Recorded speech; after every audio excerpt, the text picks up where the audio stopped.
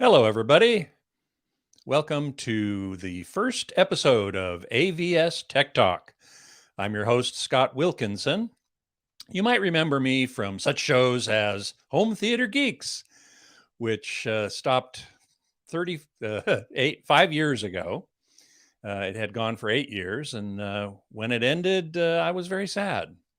But 5 years later, Jay Atkinson, the editor of AVS Forum, approached me and asked if I would be interested in doing another podcast on AVS Forum, to which I said, "You don't have to ask me twice." So I'm really happy to be here. You might be wondering what I've been doing for the last 5 years. Well, I've still been writing. I have contributed to sites such as Tech Hive and Projector Central and Projector Reviews. And I have since also moved from Los Angeles to a lovely town in Central California called Santa Cruz, where I went to college actually 40 plus years ago. And I'm very happy to be back in this wonderful community where I still have a lot of friends and can play a lot of music. And I can do a podcast. So very happy to be here. This time around, I'm going to have the occasional guest co-host, and I'm happy to introduce today. My co-host is Barb Gonzalez, otherwise known as the Simple Tech Guru, and a longtime journalist with a specialization in streaming. Barb, thanks for joining me today. Well, thanks for having me on. It's going to be fun. Yeah, I think so too. What have you been doing these days? Well, let's see. I've been writing for Sound and Vision for so many years. Yes, since back in the days of it was Home Theater magazine. Yeah, I remember well. Yes. Yeah, so I'm doing the streaming column for them, and I've recently taken on doing some reviews for MakeUseOf.com, also known as Muo. And Make Use Of or Muo. So okay, cool. I'll be hopefully getting back into reviewing TVs and audio. I know I've got some Sennheisers coming in, some headphones, and just finished doing a device that waters your plants all the time. Not exactly home theater, but useful nonetheless. Yeah, it's fun to get a lot of different gadgets. So. Sure. But, exactly. Still staying right up on all of the streaming stuff. Right, exactly. Well, cool. So today we have two very prestigious guests. I'm very happy to have them on the show with us today. First is Joel Silver, president and founder of the Imaging Science Foundation. Hey, Joel, welcome to the show. Hey, thanks for the invite, Scott. It's nice to be here. Hello, everybody. So happy to have you here. And our other guest is Sean Olive, senior researcher at Harman and someone with deep, deep experience in the audio world. Sean, thanks so much for being here.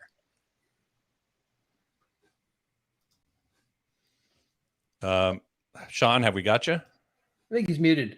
Got to fix the mute. Oh, got to fix the mute there, Sean. No muting allowed. So sorry, I didn't know I muted myself. Thanks, Scott, for inviting me. And I just said, welcome back to you as well. It's good to see you back on the podcast. Thank you. I'm so happy to be here. As those of you who are watching live and those who will watch the show later might well understand, this is our inaugural episode, and so there are bound to be a few glitches here and there. So hope you will forgive us for that. But really, we're here to have a good time and talk about our favorite subject, which is audio and video. And I thought we'd start this new podcast with sort of a big picture look toward audio and video. Obviously, that's our passion, and where it's been, where it is, and where the heck is it going. So that's what I'd like to talk about today. And I'm going to start with Joel. To talk about video, because you've been in the video business a very long time and you're very involved with standards and making sure that video operates for people at home the way it's supposed to, and in particular how it reflects the artist's intent. So give us a little bit about sort of the history of the video industry and standards and where we've been so we can have a foundation for where we're going. Well, Scott, you've hit on our theme song right at the bat. The ability to deliver the artistic intent of the creative people in our industry has been our theme song forever. And we've done multiple standards. We're in the middle of one right now. We're redoing what was the home theater standard, a recommended practice from both CTA and CEDIA. That is going to be redone into just video, not home theater video, because whether it's outdoor video, whether it's going to be a dedicated theater or a media room, it's all going to have recommended practices. And we'll end up talking about the 4 different levels we're going to do for both audio and video, because as much as we're redoing the home theater document into a video document, the audio people are going from a dedicated home theater to just audio. Mm-hmm. And we'll get into that in a little bit because that's kind of future. Well, that's where we'll end up. But, yeah, that's where we'll end up. Exactly. To begin with, once telecommunications went from tribal things where we had small wired connections to international pipelines and cables being run from the States to the UK and Marconi being able to transmit across the pond, the first thing we had to do was saying, what do we do with these mediums? And the International Telecommunications Union developed from a small group of people into what we have now over 192 countries involved. But the first thing they had to do is decide what we're going to do with this cable going between the continents. And one of the first decisions was Morse code. And Marconi followed the same way. So, if you make a phone call, you work on a satellite, you're looking at a podcast, the ITU has been involved somewhere along the line in laying the groundwork for it. And it helped us develop from a tribal split of CCAM and PAL and NTSC, where we had chaos around the world, into a document in 1982 that's the grandfather of all standards for video, broadcast television, record 601, the precursor to what people think is 709, but 601 was where digital began. Mm-hmm. It began with what level of digital should be visible and what level of video should be shadow. And we went into an 8-bit world where we have 0 and 255, and the 0 and the 255 became sync, timing reference signals. We put black at 16 for video, black at 0 for a computer. And we had close to a decade before computers could tell the difference between a video signal and a gaming signal or an email. And we actually have Microsoft to thank. Microsoft actually funded the lab for us because they wanted to be in the multimedia business, not in the PC business. Well, before 1982, television video was analog. And so that was a huge change right there, right?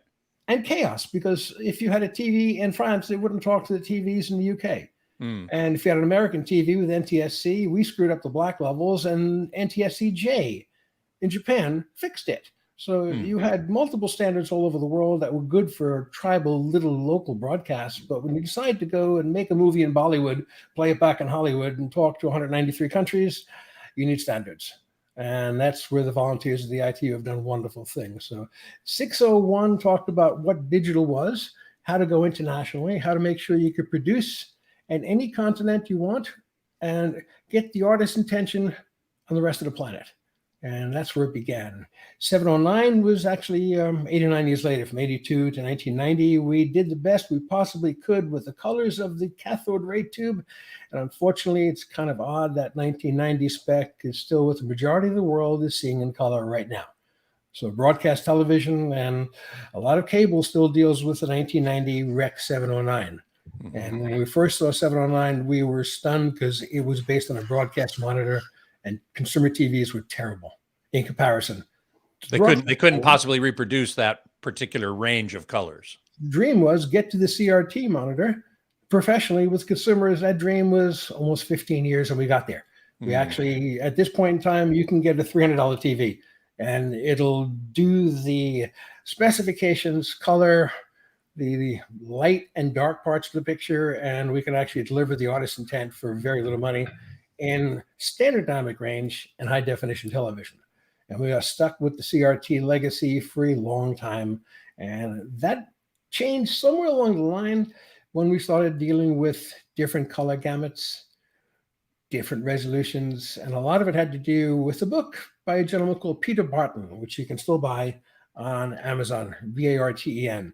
He came up with a theory on the contrast sensitivity of the human eye. So for the first time in the history of TV, we had studies done not on CRTs and not on adapting things, but what does the eye see?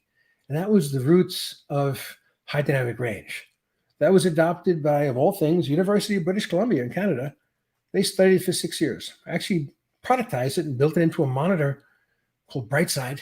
That sort of caught the attention of some brilliant people in California from a company we now know as Dolby, and Dolby Vision was born. They looked at the Barton curve, and as much as we have curves for audio and we had gamma curves for CRTs, the Barton curve is related to how we see for the first time, not technology, human factors. Human factor, very important. Okay, Dolby calls it a perceptual quantizer. SMPTE has their own numbers for documents from time to time. And first time I looked at it, I was not happy. I said, I don't want to see that until I have it at home.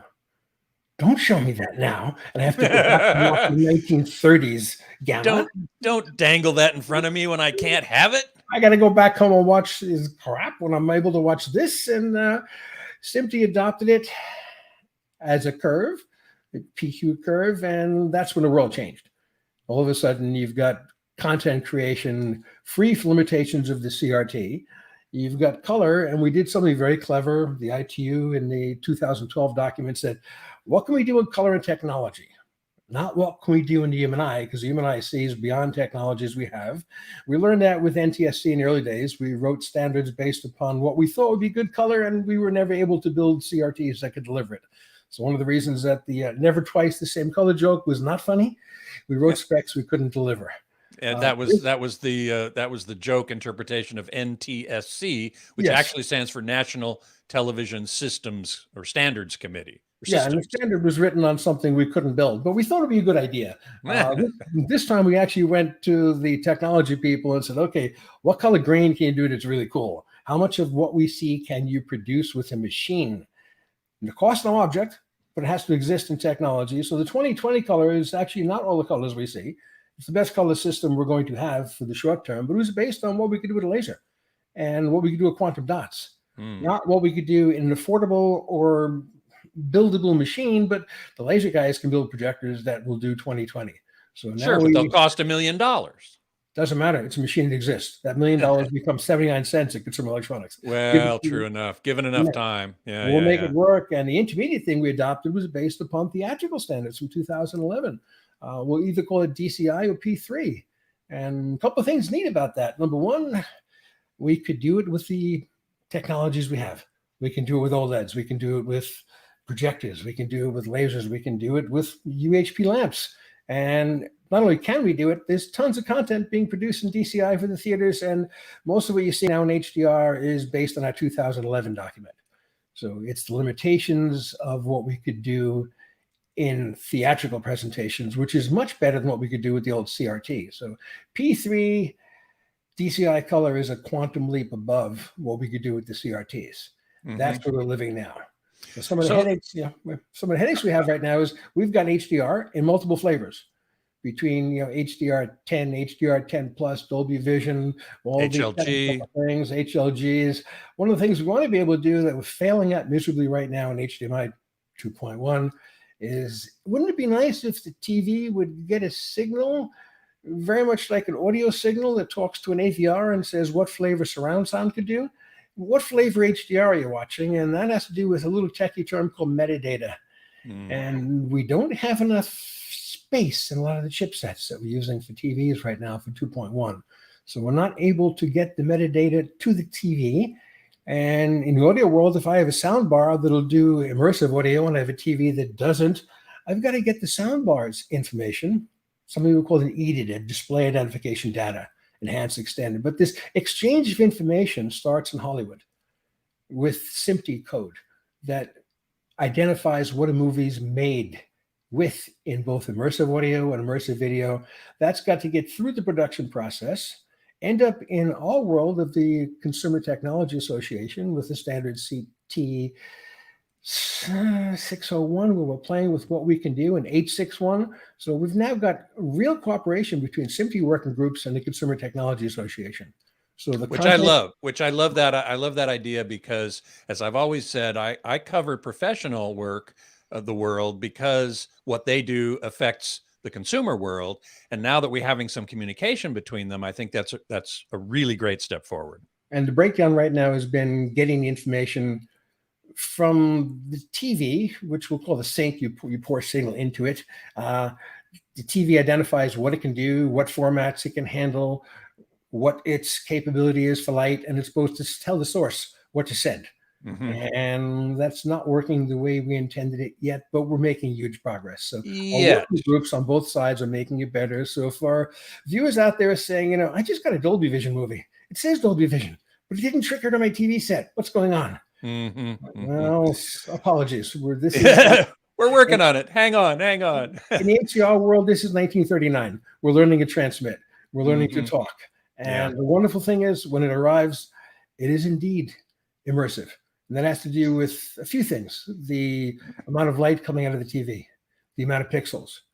They're better pixels, not just more pixels. And is it large enough to be immersive? And this is our theatrical background. We grew up going to movie theaters. Unfortunately, a lot of us aren't going now, but we grew up in immersive movie theaters with terrible sound, and they worked on that and made it better, and terrible pictures, and with laser projector in movie theaters with 6 lasers, 2 per color. We've gotten some movie theaters to go laser. It's dramatically better experience. But this whole immersive thing is now happening more in homes than theaters. So for the first time in the history of our company, instead of trying to catch up with the theaters, the tail is wagging the dog, people. Theaters are trying to catch up with you. We've got more and better HDR. We've got content streaming for us. And Sean could probably talk about this later, because I'm hearing some amazing soundtracks, because things are not mixed for the theater and we're not getting second gen. They're being mixed for the home. Original content mixed for our homes. So we're getting unbelievably good content. And I was the first person to say, I'm not going to say publicly I'm watching a stream because it looks bad and sounds worse. And I'm watching streams.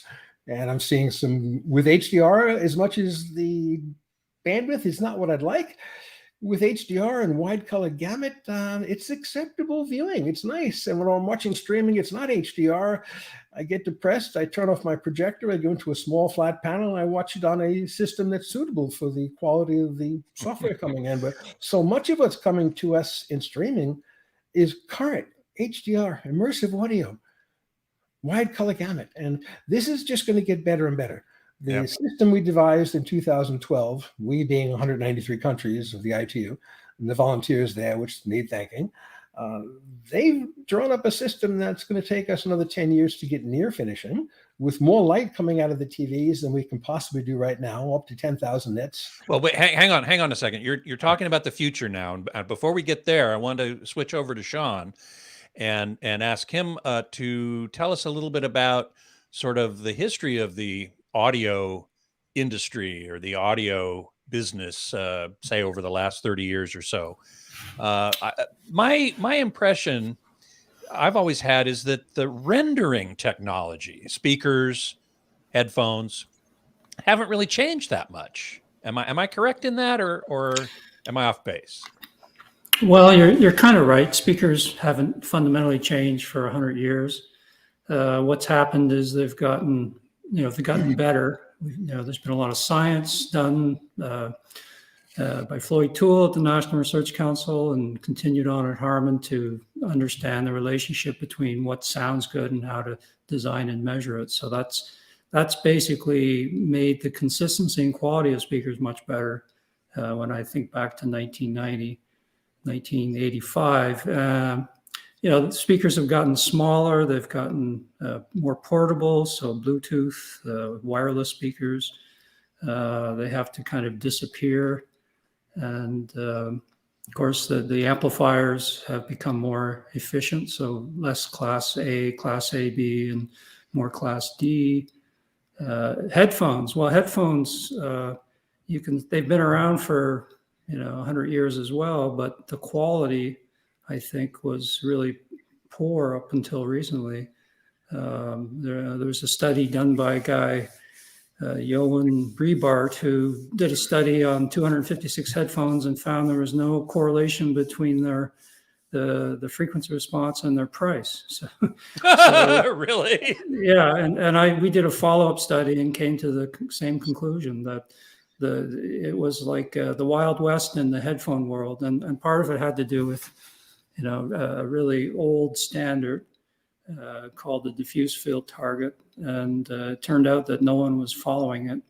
So we did a lot of research starting around 2012 and published it, and determined that what makes a speaker sound good is very similar to a headphone, that if you have wide bandwidth, no resonances, and it's tuned to the right target curve, people are remarkably in agreement on what sounds good. So I think over the last 10 years, headphones have really improved compared to, when the iPhone first came out, or even if you go back to the iPod or the Sony Walkman. It's ironic because I bought headphones when I went to college in the late 1970s, and when I graduated, I never wore them again.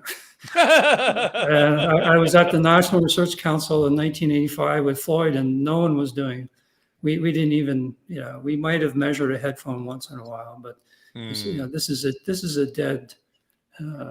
dead format. We didn't think headphones were going to, and now they're probably the most common, the most popular way to hear music and news and podcasts. Sure. Now, you were involved in something called the room curve, which is now very commonly employed in headphone design. Tell us a little bit about that.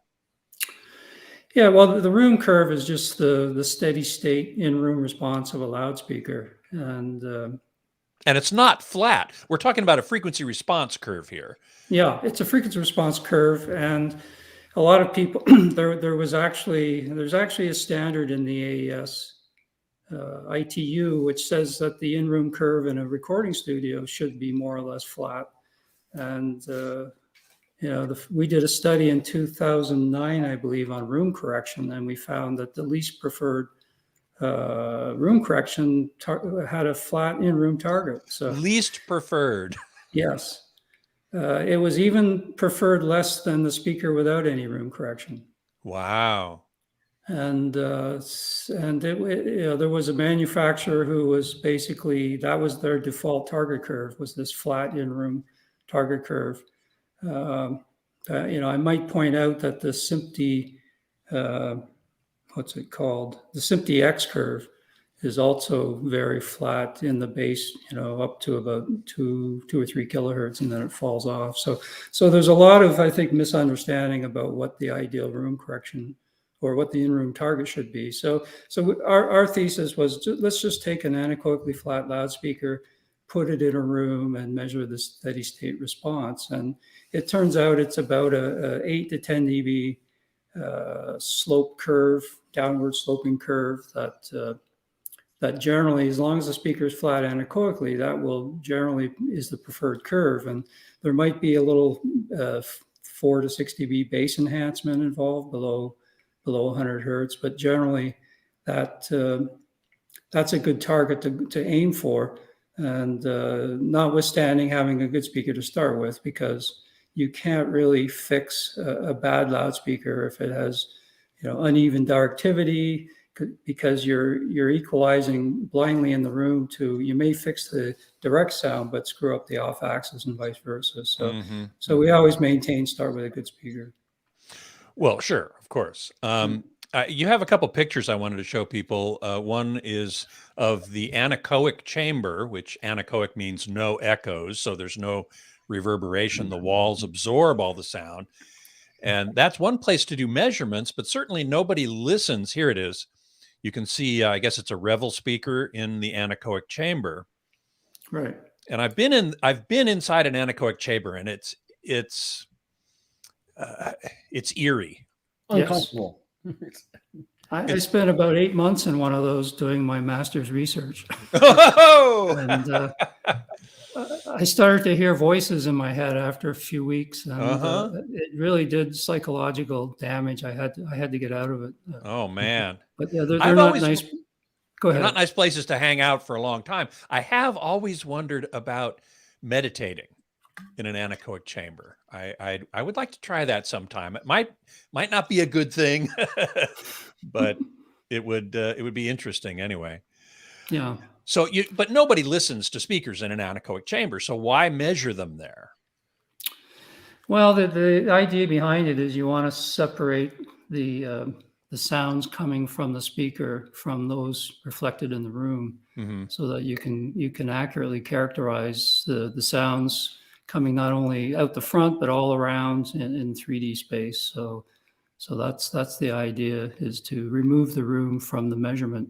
And surprisingly, once you have those anechoic measurements, what's surprising is you can pretty well predict how it's going to sound in a room, and that's something that doesn't seem intuitive, but we largely the rooms vary widely in their acoustic properties. So how can that be, I wonder? Well, I mean, it seems the direct sound arrives without interacting with the room, so that plays an important role in your perception of the quality. So that's one thing. But I also think we just, to some extent, we tend to adapt to rooms very quickly, and some aspects of the room sort of disappear as we begin listening to music. The big thing that we can't control very well and has a big factor is the bass. And that's because rooms have standing waves or room modes that interact with the bass of the speaker, and they can cause 20 dB variations from seat to seat. So some notes may be boomy and other notes may completely disappear, and that's something we can't see in an anechoic chamber. We have to rely on the listener and the installer to fix that problem. Jawbreaker in the chat here is asking, is that Samsung's chamber? And to which I say no. Sean works for Harman. They're both chambers at the Northridge facility. Right. Although Samsung now owns Harman, right? So that's right. In a sense, it is. Yes, we all report to the higher god known as Chairman Samsung, or I don't know what his name is, but yeah. I mean, since Samsung purchased Harman, we've been run as an independent subsidiary. So we really have, full autonomy as far as what we do. And but there is some interaction and some collaboration between us. So this is the anechoic chamber, and I wanted to show people quickly the multi-channel listening lab, or MLL, which I've been in also, and I find it fascinating. Here we see a picture. Well, tell us what we're looking at. Sure. So this is we had three I think journalists in this shot, and they've just gone through a double-blind test where they each have an iPad and they're giving ratings on, I think, 3 or 4 speakers, which you can see on the speaker shuffler. The screen, there's a black grill cloth screen that is up in the up position, but normally during the test that screen would go down and the listeners wouldn't see the speakers. So that's what makes it a single blind test. A double blind test is that the entire test is controlled by a computer. It randomizes the positions and the letters assigned to each speaker in each trial. So me as the experimenter, I have I can't exert any bias over the test because the computer randomizes the positions and the switching, or the listeners can control the switching if it's a single listener. Right. But what's so interesting, one of the interesting things to me, is that the speakers are each on movable platforms and they change their position. So you can't get acclimated to sound coming from a particular direction and associating that with a particular speaker. I thought that was brilliant. Yeah. Well, for many years prior to this mover, we used to have to set 4 speakers up, have people come in, do the test, and then we'd have to swap the locations of the speakers and repeat the test. And that's because the positional effects were so huge. Sometimes they were larger than the differences between the speakers.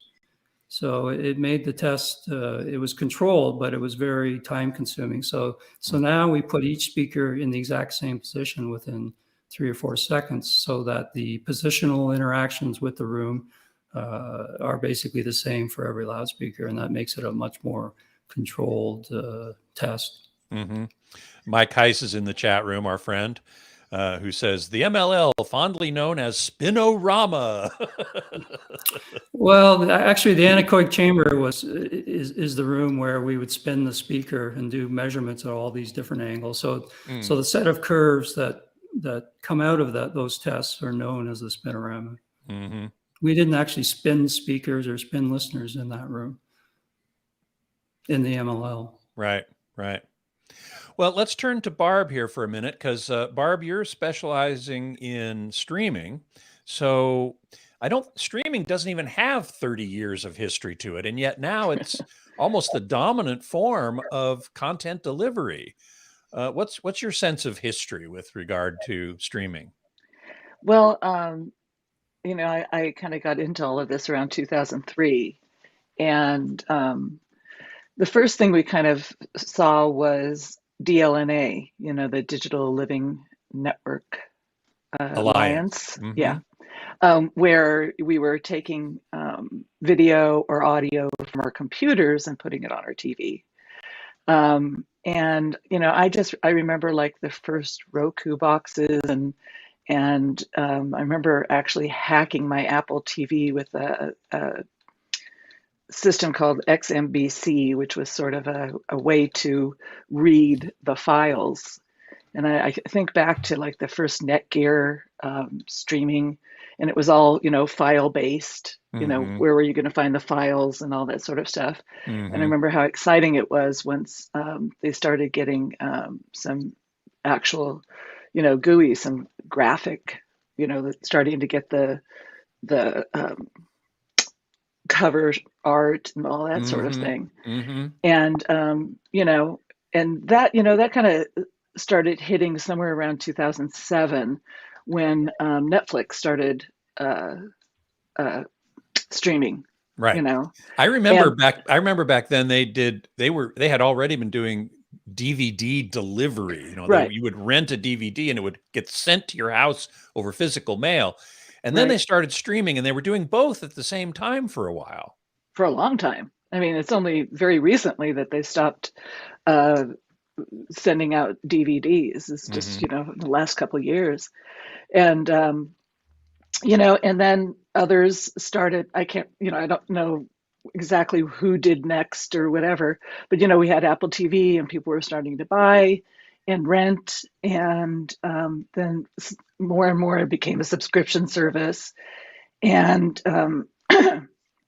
it really, has grown to the point where, once 4K started hitting with HDR, if you have a good connection, you can get good quality video. So and better quality video than you're getting on your cable or your satellite. So, why not choose your own, SVOD, the, video on demand, that kind of stuff. And, it has been growing and growing, and more people are moving away from cable. And I'll talk about some of that when we talk about the future. But, now everybody's trying to catch up with Netflix, who is actually kind of beginning to falter on their own. And didn't we see a news item recently about them starting to lose subscribers? Yeah, like 200,000 of them in the first quarter. They're expecting to lose almost 2 million people this year. Holy smokes. Yeah, it's huge. It's huge. That's why there's a lot of changes. But you want me to talk about that in the future. But yeah. Well, we'll get to that in a little bit. But now, we're seeing all kinds of, it's kind of funny. We're seeing kind of consolidations, and we're seeing people pulling off. So you're getting consolidations like Warner Brothers Discovery, which is all the Discovery channels that are now with the HBO and HBO Max, and that's going to become one service. And Disney and Hulu and all that sort of thing. But then you're seeing things like, Peacock, who seems to think that they're going to be able to compete by going off on their own and leaving Hulu, and it's all, a mix. But there's also live TV that over, what they call OTT over, which is streaming live TV from like YouTube or Hulu or those kind of things. And which is essentially a replacement of cable or satellite TV, linear TV, right? Absolutely, but you don't have to have anybody come out to your house and put it in. And if you're going off for a couple months or something, you can stop it. You're not stuck with a every month kind of thing. And then there's like all these what they call linear live channels, right? From things like Tubi TV, and Roku has now got all of the live channels. Plex has their set of, and most of them are kind of overlapping, but a lot of them might have a little bit older programming, but they have a vast amount of programming. So there's just like so much content out there that and if it's free content, and ad supported. Roku ad supported, yes. Well, yeah, they're all ad supported, right? But unless you buy a premium subscription, right? But then right. No, you're getting into the problem that I've come across or certainly identified. You pay either cable or satellite something per month, and you get your linear TV of the number of channels, and you have a DVR and what have you. With streaming, you might not get everything you want on one of those platforms, so you need to subscribe to multiple of them if you want to go without ads. Sometimes, even in the case you pay and you still get ads, like Hulu, which infuriates me. I pay a monthly subscription to Hulu, and I watch a program on Hulu, and I still get ads. Well, at the beginning, at the end. I mean, no, in the middle of the show. I must be at a lower tier. There's a tier where you don't get any. But you pay more. You do. You pay more. I mean, you pay not to see commercials. And boy, I really work towards not seeing commercials. But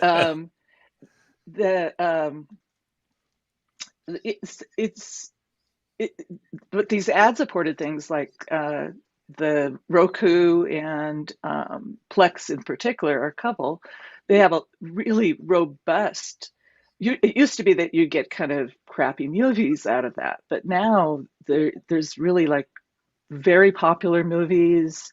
And if you're just willing to watch a few commercials, which I'm not actually, but right. For people who want it for free, there's a lot of stuff out there for free as well. And but I really think that the convenience of being able to come and go from all of these live TV, streaming broadcasts is really taking over, and people are doing it more for the convenience than for the cost, because YouTube TV is like what, 60, 70, 80. It's like having cable. It's not cheap. If you want HDR and 4K, it is up in the cable range. Yeah, absolutely. So that's kind of where we are, and there's stuff happening. Well, and we're going to get to that in a minute. Scott, a question for you, if you could. Sure. How much of the free content is pioneering HDR video and immersive audio? Or is most of that the realm of the paid content? That maybe Barb would know that. Barb, what do you think? Everything I'm watching. I didn't quite get the question. You were saying how much of it is.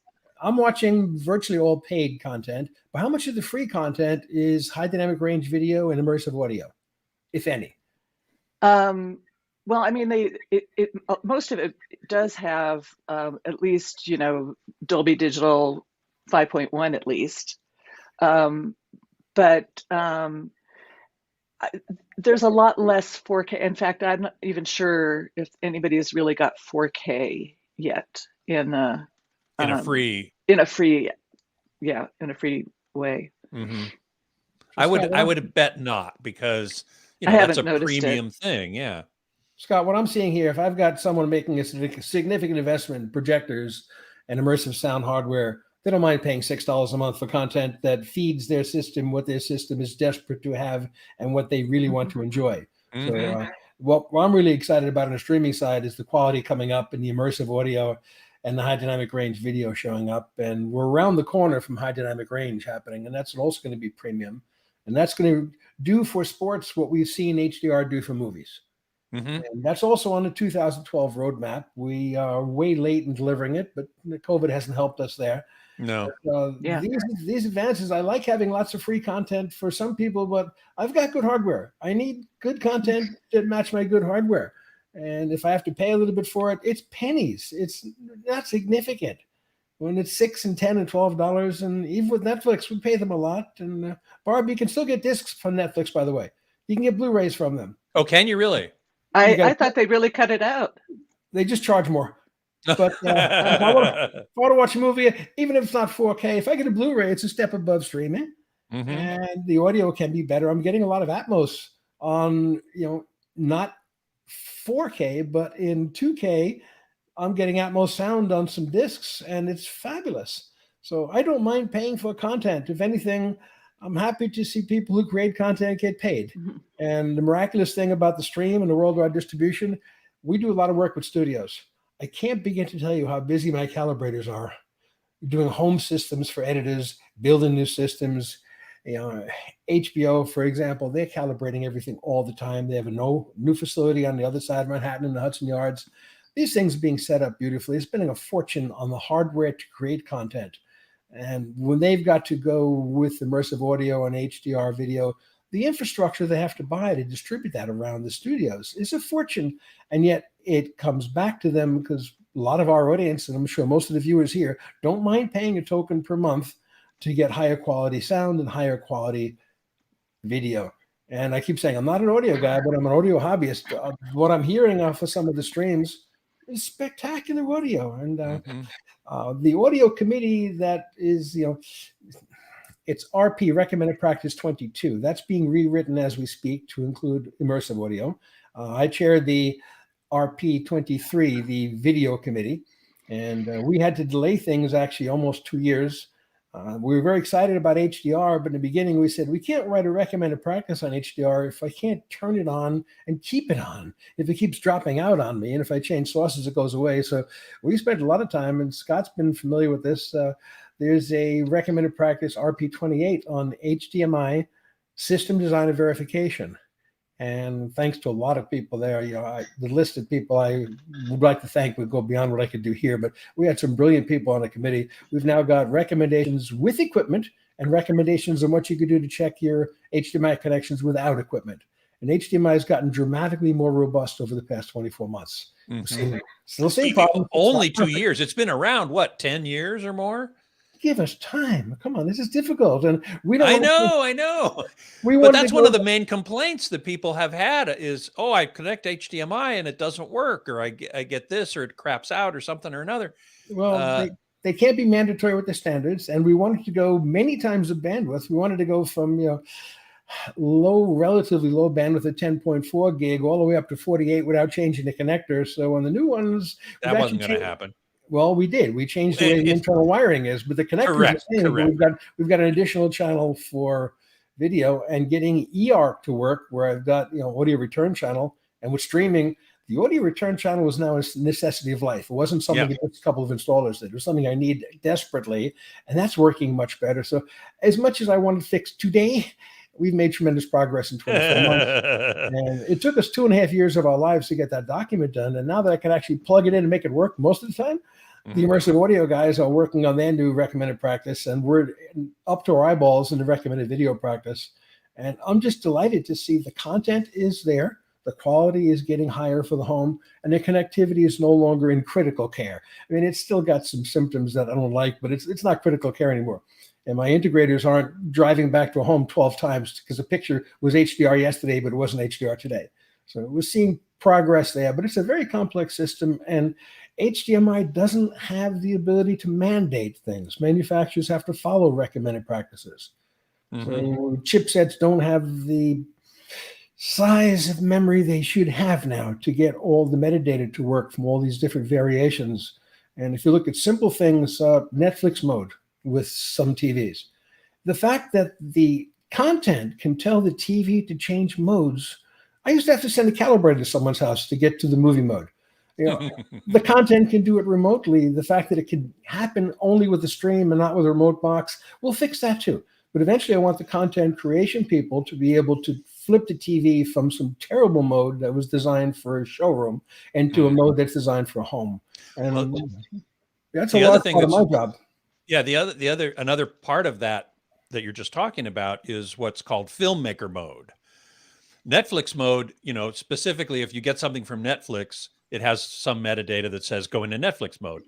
But for a more generic or general reproduce this as the creator intended, there's this thing called Filmmaker Mode, which more TVs are starting to adopt. It's fantastic. But, you know, Scott, we've been doing this for a very long time. To get a mode in a TV set at the press of a button was closer to the intent of the creative artist. And our biggest worry on that is we'd spend literally hundreds of thousands of dollars with manufacturers getting two modes that were close to content creation's idea, one for a brighter room, one for a darker room. And the tragic part for us was we spend all this time putting the modes together, building them in, calibrating them on the assembly line as best we can in mass production, and no one turns them on. So when I see Filmmaker Mode turning them on for people, I'm cheering in the background. I'm jumping out of my chair. And you know, this is what the metadata can do. We can control the content, and the content can control the TV.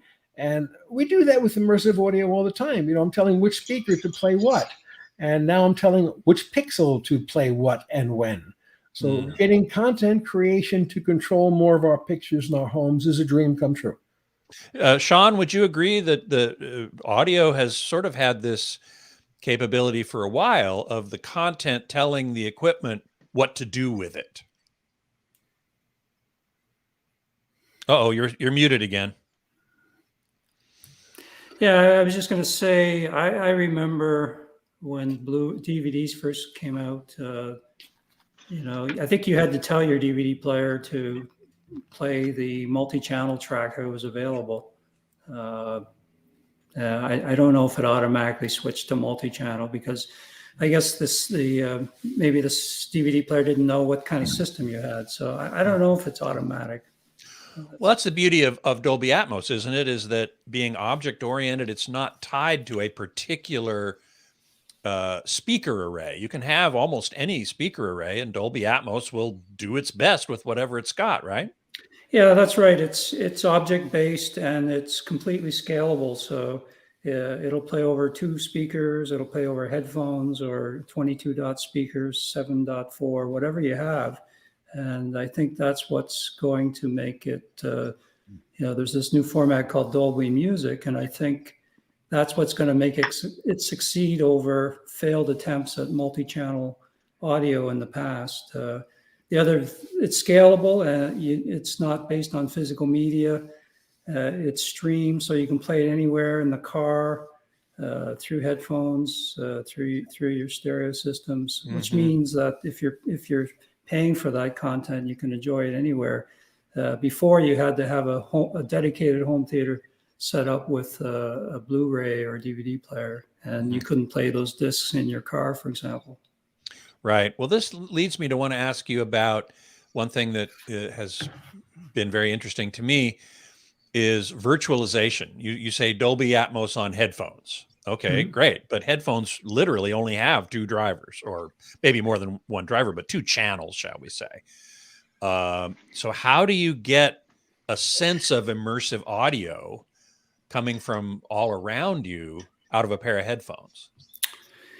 Well, it's basically, it's called binaural processing. And if you were to put me in a concert hall and stick microphones in my ears, basically you're trying to simulate those signals at your ears through a pair of headphones. So you can capture that using either a mannequin, a head with microphones at the ears, and just play that through the headphones without any processing, or you can take a film track or a music track, and wherever those music instruments are panned or where those objects are, you look at what angle that is, and then you apply a head-related transfer function for that specific angle and distance, and using digital signal processing, apply it to the headphones or to the signal.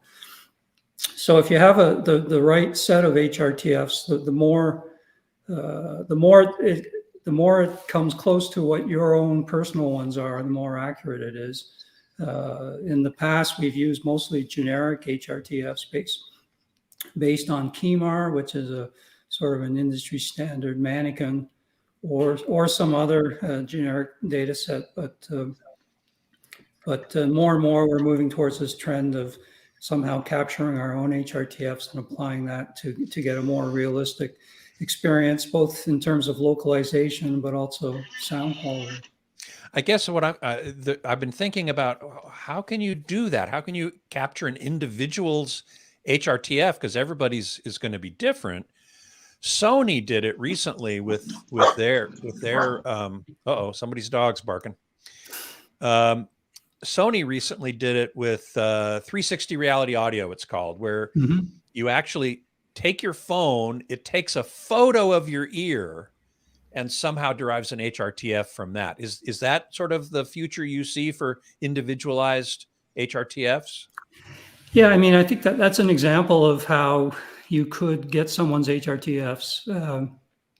That's one example, and some different companies have different approaches. So, some will take a single photo, or some will use a movie all around your head using your smartphone.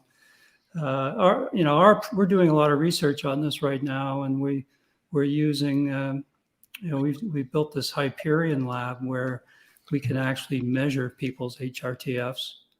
And I think we have a slide here. Oh yeah, we have a picture of it. Those of you who are watching will be able to see this. It's really cool. I don't know if you can bring it up. Oh, I thought you had it on. There you go. You've got it. Yeah. So you can see it's a it's a spherical array of 34 speakers all attached to this frame. The person sits in a chair. In the middle of the sphere. That's wild. In the middle, and there's an actual speaker underneath the listener as well.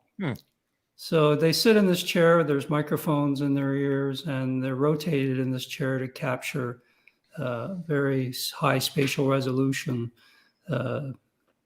impulse responses at their ears. And that complete set of measurements is their personalized set of HRTFs. So we've also done high resolution laser scans of the listeners. So we can basically take those scans and predict what their, and then compare that with their actual measured HRTFs and see how close can we come to a set of HRTFs just based on a photo or a high resolution scan of the listener. We've also measured KEMAR and all the mannequins, and we can compare how similar are these generic HRTFs to, the 350 listeners that we've captured. And we were very careful to select a wide distribution of people who have different size and shapes of heads and ears. So, and how close? How close was it? It's pretty close. It can be very close. We're still working on that phase. But what's amazing to me is that we found sort of an average HRTF based on these 350 listeners that's much better than the generic KEMAR. Really? And so this golden ear person, golden ear in the sense that they're very average. I can listen to my own set of HRTFs and that average, and it's much better than, say, the generic ones. So. Really? So you can hear a big difference between the generic HRTF, even the quote unquote average one from your 350 measurements, and your individual one, and you can hear a big difference. Yeah. And the this average one is remarkably in agreement. Now there are some people who fall, they're outliers, and their HRTFs may be, in the top 5% or whatever of the distribution, but most people would be pretty satisfied with this average person compared to the generic KEMAR HRTF. And we kind of do this by doing localization studies where you sit either with headphones or in a room with speakers, and you with the speakers, you point a laser where the sources are coming from, and they're actual physical speakers. So it's sort of a ground truth baseline, and then we generate these sound fields with the HRTFs, and the person points, and we can measure the error of localization, and the more accurate HRTFs produce much lower errors. And similarly, we do a listening test where you measure the overall perceived sound quality, because if you're listening to the wrong set of HRTFs, the timbre won't be accurate. Mm-hmm. And the most common thing I hear when I'm listening to bad HRTFs is that all the sounds are elevated over my head. And as soon as I hear something's good, they come right down and they're at the right elevation. And I think that's because we localize things based on high frequencies, right? Yeah. There's really there's not much intraoral differences other than these high frequencies, which occur, these peaks and dips in our curves at 6 to 8, 10 kilohertz. And if we don't have accurate HRTFs at those high frequencies, we tend to default to elevated localizations. My one thought is, are you going to offer to have people pay to come and get their HRTF in that big giant ball?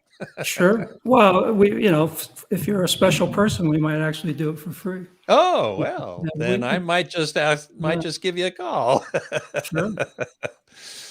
You also have a picture of a room. I just wanted to quickly show this. It's also an ambient room, ambient sound or immersive sound room. But there it was. Just passed by. There you go. Yeah. What's the difference between that and the Hyperion sphere? So this is a room where we can. We actually have a larger number of speakers here. I think 27, but we're just showing a few here. And this is the room where they would go in, and we would play signals through the speakers. They would point to where they're coming from. We get the ground truth, and then through maybe 2 speakers or headphones, they would repeat that exercise, and we would get a measure of how accurately they can localize binaural process sounds through the HRTF. Mm-hmm. In this particular photo, we were actually doing some listening tests on up mixers. So we were listening to 7.4 up mixers compared to stereo, the original stereo recording. Right.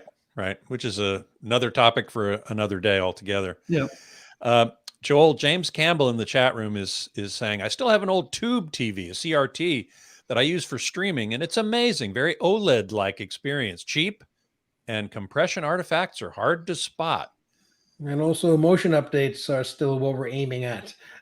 With the plasma and the CRTs, motion was better than what we have now. Mm-hmm. So we're getting there. When we have this create and hold effect with all these modern TVs, it's not as smooth as we had on the old CRTs. Yeah. The solution to that's going to be high frame rate. And we'll see that on the PAL countries by going to 100 pictures from 50. And in the NTSC countries, we'll go from 60 to 120.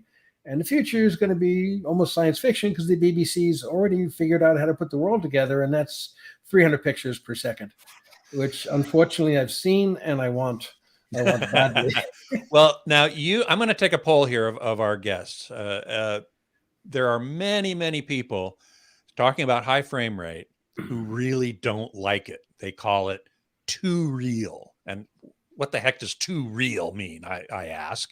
But it's not filmic or cinematic.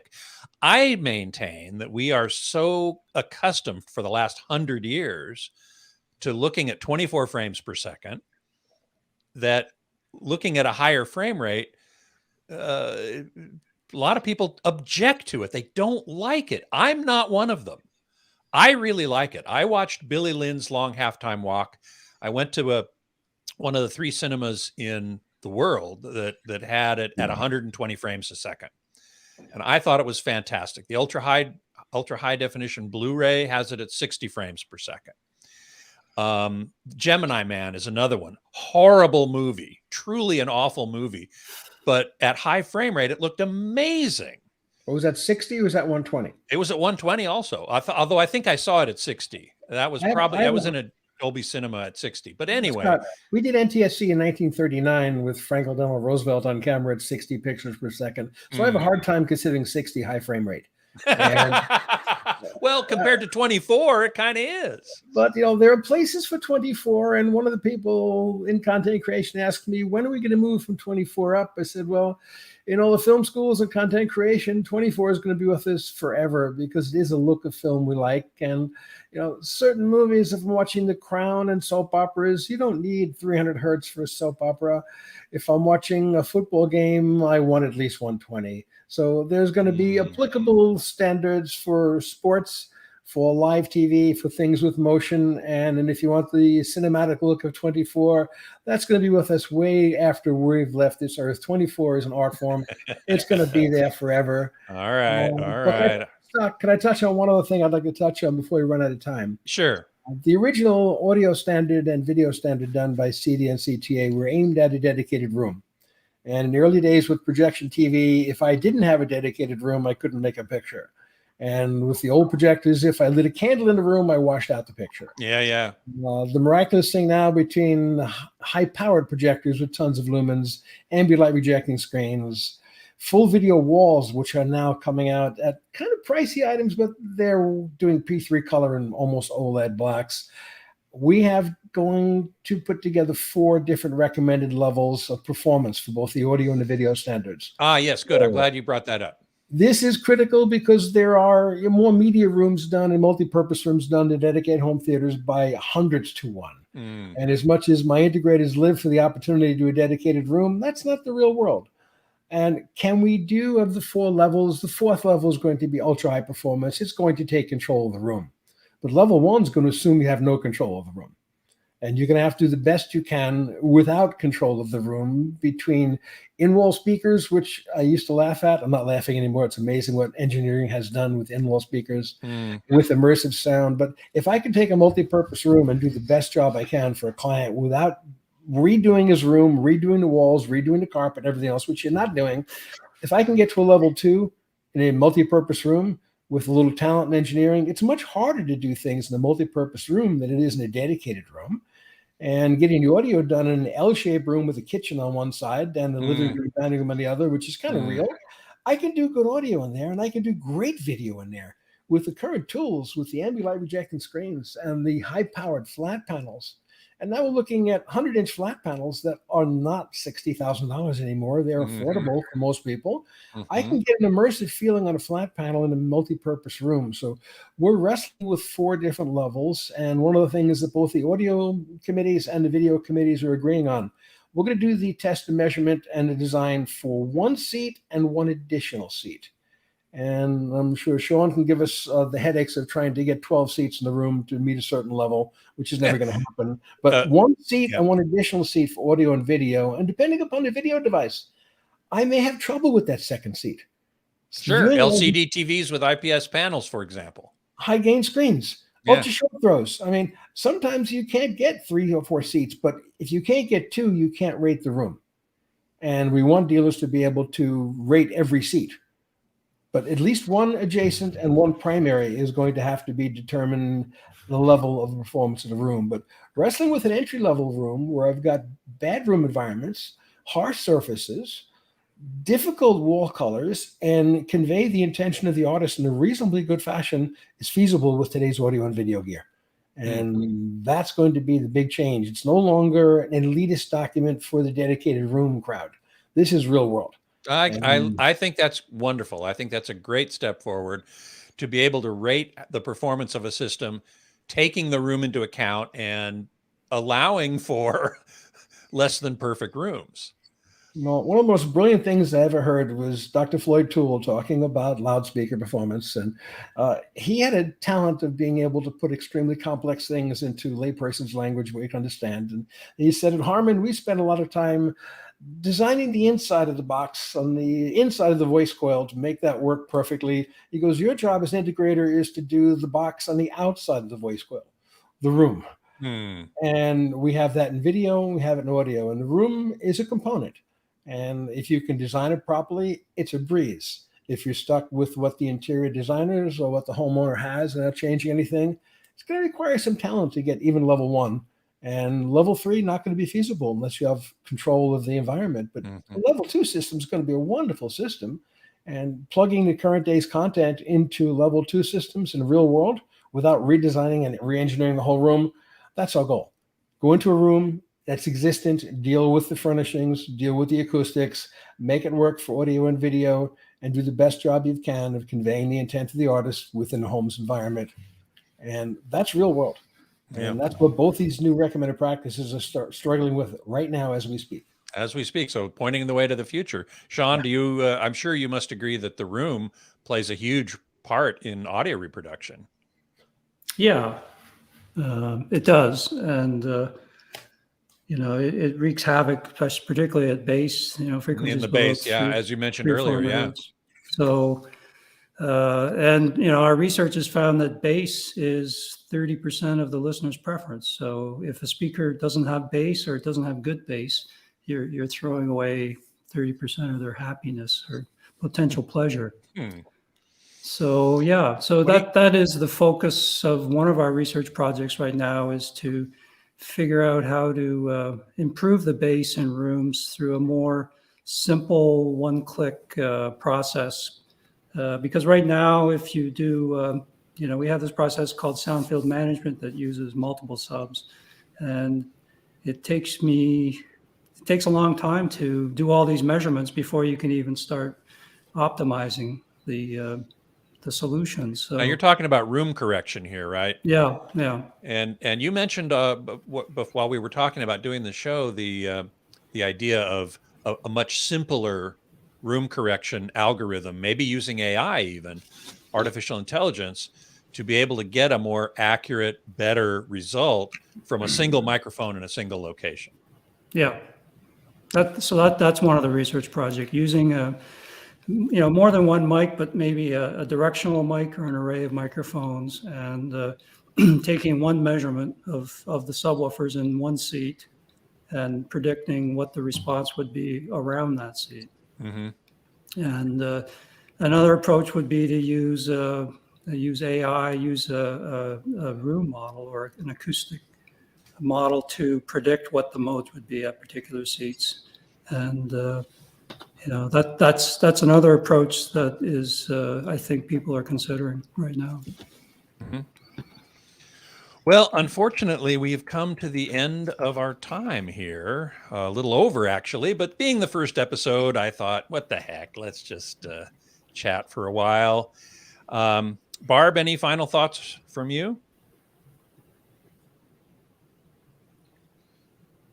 Are you there, Barb? You're muted. Not being able to share Netflix accounts is going to make a big difference in the future. Good for point. Everything. Yeah. And that's something that's coming up. Does that mean I can't share my account with my kids? That's right. You'll have to pay extra. No, I'll have to pay extra because they'll ask me to pay for it. Yes. You'll pay extra, not them. Right. Uh-oh. Everybody okay there? Sound like something broke someplace. I'm alive here. Okay, everybody okay? I'm here. All right. So yeah, not being able to share your account, that's big in the news these days. Yeah. And then definitely like all of the consolidations and really one of the things that's really become big is discovery, and like Plex has that discovery thing where it can find video on any service and allow you to get to it from one watch list. Very important. That's going to be a really big thing. I've always thought that would be an important thing to do. I've even thought about trying to do it myself, but someone else is going to do it, no doubt about it. Plex already has. Yeah. And Mike Heiss in the chat room said earlier that we're going to see more ad-supported content, lower tiers. He said HBO Max is going to be doing that. Is that correct? Yep. So it's a brave new world here, folks, for audio and video. We've come a long way, and we got a long way to go. And I see that that home theater dude is in our studio now. Hey, guy, how you doing? Hey, how's it going? Been following you guys along for the last hour, listening to this chat. A lot of great things that you guys were talking about, and just to touch on that last part that you guys were talking about, how these new streaming services, like everyone wanted to get these streaming services, everyone has one. Now that you actually have to have a lower tiered option that you can pay for ads, that cutting the cord type of mentality, it's gone the way of the buffalo. I mean, like everyone just has to. If you want to save a little cash, you're still gonna have to deal with a little bit of advertising. Yep. Well, no, the content's got to get paid for somehow. Exactly. And I certainly want the content creators to get paid. As a musician myself, I don't want my music out there for free. I want to get paid for it. I worked hard on it. I spent years practicing my instrument. So, and I'm sure, and all the other content creators spent years practicing whatever they do. Videography, editing, mastering, coloring, all that stuff. So it all needs to get paid for somehow, and either through watching ads or paying a subscription fee. I'm all for it, as long as it doesn't get too very exorbitant. So, well, I think that's going to wrap it up for our inaugural episode of this new podcast. It's really cool to have you back, Scott. Thank you. I've been reading along the comments on YouTube. People are very ecstatic that you're back and a part of this thing. So your reputation definitely precedes you. Sean, thank you so much for jumping on as well. That was some really, really cool insight that you shared, especially with all those speakers. Like I really want to get that speaker set in something like this. But the problem is there's no TV. So what are you looking at? What are you listening to? Hey, there's this thing called music, Yeah. Well, I'm that home theater dude. I'm about that music. We used to do demonstrations at the Lexicon booth with a TV that was like 12. It was this big, just so that people would focus on the audio. Right. Exactly. Thanks also to Joel Scott, Silver. I listen to a lot of music videos. I'm a big music fan. So if you look at my disc collection, it's mostly music videos. And I like the home theater dude. I like a picture, but I like my sound. And exactly. I can have both. And we're going to see more and more of that. And thanks, Joel, so much for being here and sharing your insights as well. Lots of great stuff there. My pleasure. And Barb Gonzalez, thank you so much for being here and covering the streaming end of things, which is so very important these days. I mean, it's the dominant form of content delivery. So it's really good to have you on that beat. So I just wanted to go ahead and let you guys know that this is a 2 times a month podcast. Our next broadcast is going to be May 10th. So you guys will tune in at 3 p.m. Central Standard Time on May 10th, and we'll be ready to go. We'll actually leave a link as well so that you guys can share with your advertising friends, and also you guys can make sure that you guys can schedule it so that you will be there as well. Really, thank you to all the guests that joined today. You guys are legends in your field, Joel. It's just amazing to see you one in person over at CEDIA 2019, but also here chatting with you as well. But really appreciate you guys for jumping on. And does anyone else have anything else before we wrap this one up? I don't think so. I look forward to seeing all of you on May 10th. And until then, geek out. Thanks, Scott. Bye, guys. Cheers.